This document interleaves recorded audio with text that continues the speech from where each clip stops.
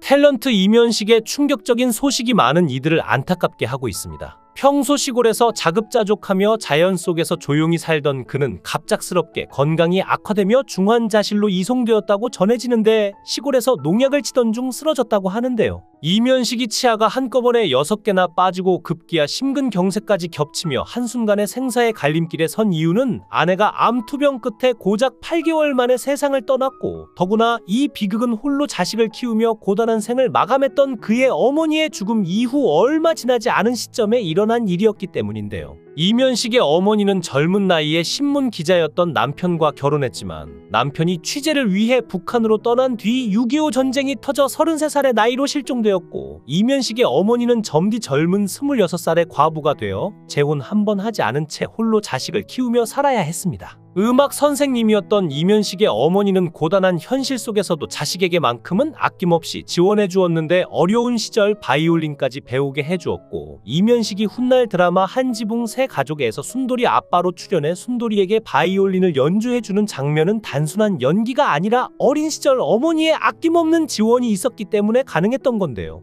어머니의 영향으로 중학교 때까지만 해도 음악가를 꿈꾸었지만 고등학교에 진학한 이면식은 음악보다 연극에 더 빠져들기 시작했고 그 꿈을 이루기 위해 1년간 재수까지 감행했던 그는 결국 한양대학교 연극영화학과에 입학하게 되었고 69년 MBC 1기 공채 탤런트 모집에 지원했는데 당시 지원자는 무려 5,000명에 달했지만 수많은 경쟁자들 사이에서 이면식은 차근차근 관문을 통과해 최종 36명 안에 들었지만 마지막 심사 자리에서 뜻밖의 난관에 부딪혔습니다. MBC 사장이 그를 바라보며 이 사람 얼굴이 좀 밋밋하지 않나? 라고 말하자 이면식은 단 한치의 망설임도 없이 배우로서 제 인생을 전부 바치겠습니다 라고 소신을 밝혔고 그의 단호하고 열정 어린 답변은 심사위원들의 마음을 움직였고 최종적으로 탤런트로 발탁되었습니다. MBC 공채 탤런트로 당당히 합격했지만 이면식은 그날 이후 7년이나 무명 연기자로 고생을 하게 되는데 특히 데뷔 초반 드라마 수양산맥의 포졸로 출연할 기회를 얻었지만 포졸 A도 B도 아닌 무려 포졸 F였고 대사라고는 단 한마디 네 뿐이었죠. 대부분의 연기자들이 신성일처럼 멋지고 낭만적인 톤을 흉내내는데 열중할 때 이면식은 맛깔난 조연이 자신에게 맞는다고 판단하여 무려 전라도 부안까지 내려가 그곳에서 춘향전 별주부정 같은 판소리 가사들을 찾아다니며 2년간의 연구와 노력 끝에 자신만의 독창적이고 해학적인 연기 스타일을 완성해냈습니다. 이후 그는 김수연 작가의 1일 연속극 당신에서 김수미의 상대역으로 함께 호흡을 맞추게 되지만 당시 연출자는 이면식의 연기를 보고 경로했는데 너무 오버한다, 카메라 앵글에 맞지도 않는다며 호통을 쳤으나 이면식은 이 드라마로 첫 번째 연기대상 조연상을 수상하며 배우로서의 가치를 증명했는데요. 이후 81년 드라마 암행어사에서 이정길이 맡은 암행어사를 충직하게 돕는 코믹한 갑봉이 역할로 대중의 큰 사랑을 받았고 마침내 86년 한지붕 새 가족에서 순돌이 아빠로 등장하는데 대한민국의 보통 사람들이 느끼는 희로애락을 대변하며 그의 인기는 하늘을 찔렀고 생애 처음으로 CF까지 찍게 됩니다. 이면식은 그야말로 대한민국 드라마계 약방의 감초였고 특히 사극에서는 그의 존재감이 빛을 발했는데 그의 활약은 드라마 허준에서 절정에 달했는데요. 99년 방영된 허준에서 이면식은 이호근이라는 허준의 조력자로 등장했는데 사실 처음에 대본을 받았을 때 출연 분량은 고작 10회였고 이거 그냥 얼굴만 비추다 끝나겠구나라는 생각이 들 법도 했지만 이면식은 달랐습니다. 그는 짧은 분량 안에서도 자신만의 해학과 연기를 녹여내며 캐릭터를 살아 숨쉬게 만들었고 이면식은 그저 그런 단역이 아니라 없으면 허전한 존재로 자리 잡았죠. 이면식은 허준의 곁에서 능청스럽고도 인간미 넘치는 모습을 보여주며 묵직한 사극의 긴장감을 풀어주는 역할을 톡톡히 했는데 그의 명대사 하나하나가 시청자들 사이에서 화제가 되었고 결과적으로 그의 분량은 10회를 훌쩍 넘어 드라마 전반에 걸쳐 활약하며 국민 배우로 거듭날 수 있게 됩니다.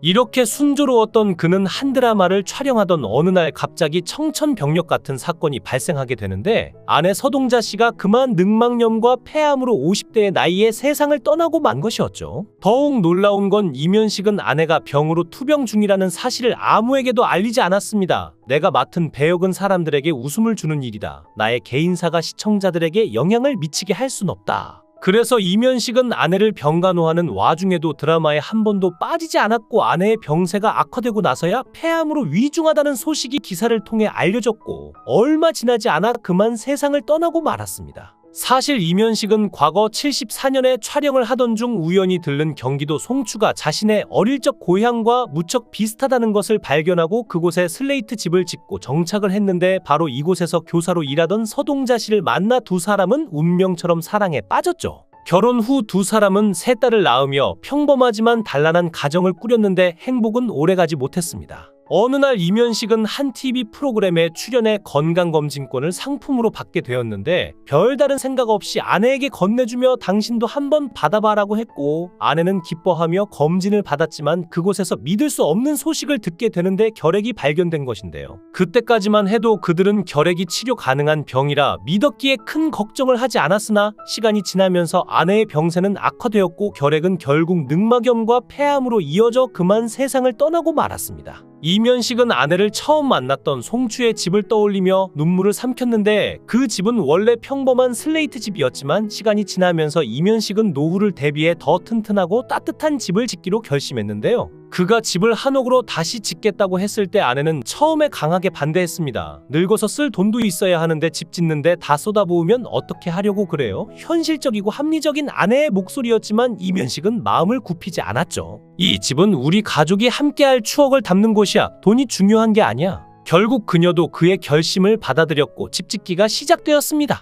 놀라운 건 그 이후의 아내였는데 한옥 건축은 만만치 않은 일이었지만 직접 전대를 차고 공사 현장을 누볐고 벽돌을 나르고 인부들에게 간식을 챙기며 집이 완성되는데 누구보다 헌신적으로 참여했는데 이면식은 시간이 흐른 뒤에도 이렇게 말했습니다. 그 집을 보면 아직도 아내가 보이는 것 같아요. 그 집 곳곳에는 아내의 손길과 땀이 배어 있으니까요. 아내가 없었다면 그 집은 존재하지 않았을 거예요. 이면식은 송추의 한옥을 바라볼 때마다 그때를 떠올리며 이렇게 말하곤 했습니다. 이 집에서 오래오래 살 줄 알았어요. 어머니도 아내도 다 같이 말이죠. 하지만 사람의 인생은 정말 한치 앞도 알 수가 없더군요. 그의 목소리엔 깊은 슬픔이 배어 있었는데요. 어머니와 아내는 그가 사랑했던 두 여인이었고 그들은 이제 더 이상 곁에 없지만 흔적은 여전히 송추의 집 근처 양지바른 언덕에 남아있는데 이면식은 그곳에 두 사람을 나란히 묻었고 매일같이 그 언덕에 올라 작은 돌을 하나씩 올리며 무덤 위에 커다란 돌탑을 쌓았죠. 아내가 세상을 떠난 건 이면식의 삶에서 가장 큰 재앙이었는데 그는 이렇게 말했습니다. 어머니가 떠난 지 얼마 안 돼 아내마저 떠날 줄은 정말 몰랐어요. 한꺼번에 두 사람을 잃다니 이건 인간이 견딜 수 있는 일이 아니죠. 하지만 놀랍게도 그 극심한 고통 속에서도 그는 연기자로서의 의무를 다했는데 매주 드라마 촬영 현장으로 나가 시청자들에게 웃음을 주는 코믹 연기를 해내야 했는데요. 그때는 내가 정말 무당이 된 것 같았어요. 병실에서 아내가 머리를 깎고 힘겹게 암과 싸우는 동안 이면식은 카메라 앞에서 웃음을 만들어야 했고 병원과 촬영장을 오가는 동안 아내가 기다리고 있을 거라는 믿음 하나로 버텼습니다. 틈만 나면 병원으로 갔어요. 그런데 그렇게 바삐 달려가다 보니 어느 순간엔 코피가 줄줄 나더라고요. 아내가 의식이 희미해질수록 더 옆에 있어야겠다는 생각만 들었어요. 제 목소리를 들려줘야 한다는 생각에 계속 이야기를 했죠. 병실에서 그는 아내에게 속삭였습니다. 우리 딸들 걱정하지 마. 내가 잘 돌볼게. 시집도 잘 보낼 거야. 걱정하지 말고 편히 쉬어. 그 말을 들을 때마다 아내는 희미하게 미소를 지으며 응답하는 듯 보였습니다. 하지만 잠시 식사를 하러 병실을 비운 사이 밥을 채 다 먹기도 전에 간호사의 급박한 전화가 걸려왔다고 하는데요. 빨리 오셔야 할 것 같아요. 위독하십니다. 놀란 이면식은 급히 젓가락을 놓고 병실로 달려갔습니다. 병실 문을 열고 들어가니 아내는 침대 위에 무표정한 얼굴로 누워 있었고 아내에게 다급히 다가가 이름을 불렀습니다.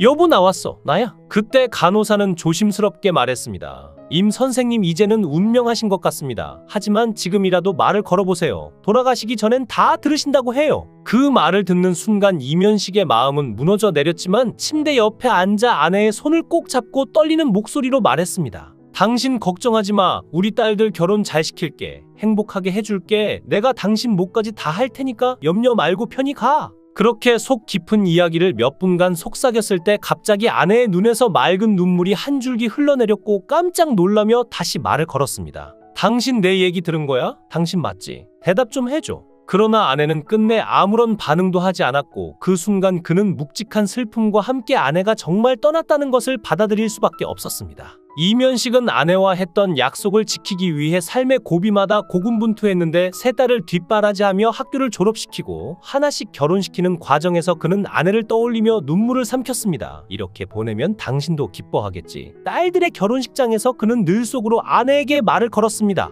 그러나 이면식은 사랑하는 아내를 잃은 뒤 또 다른 시련과 마주해야 했는데 어느 날 갑작스러운 호흡곤란을 느끼며 응급실에 실려갔습니다. 진단은 급성 심근경색이었고 그는 곧바로 수술실로 들어가야 했는데 배우로 살아오며 습관처럼 즐기던 커피와 담배가 결국 그의 심장을 위협한 것이었죠. 하지만 시련은 여기서 멈추지 않았는데 시골에서 농약을 치던 중 그는 극심한 어지러움과 가슴 통증으로 또 한 번 쓰러졌고 이번에는 중환자실로 실려가며 생사의 갈림길에 서게 되자 딸들은 그런 아버지를 보며 크게 걱정했고 결국 둘째 딸 부부가 아버지를 모시기로 결심했습니다. 이면식은 이제 팔순에 접어들며 자신의 인생이라는 긴 드라마의 마지막 장을 준비하고 있는데 아내와의 추억이 깃든 송추의 한옥집에서 딸들과 손주들의 웃음소리를 들으며 남은 날들을 보내고 있죠. 그는 가끔 하늘을 바라보며 중얼거린다고 합니다. 당신이 거기서도 날 보고 있겠지. 나 잘하고 있지? 아직은 조금 더 해볼게.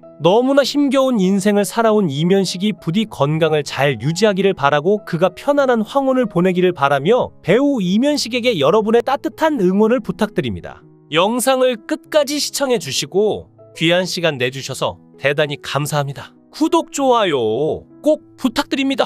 더 좋은 영상으로 보답하겠습니다. 거원행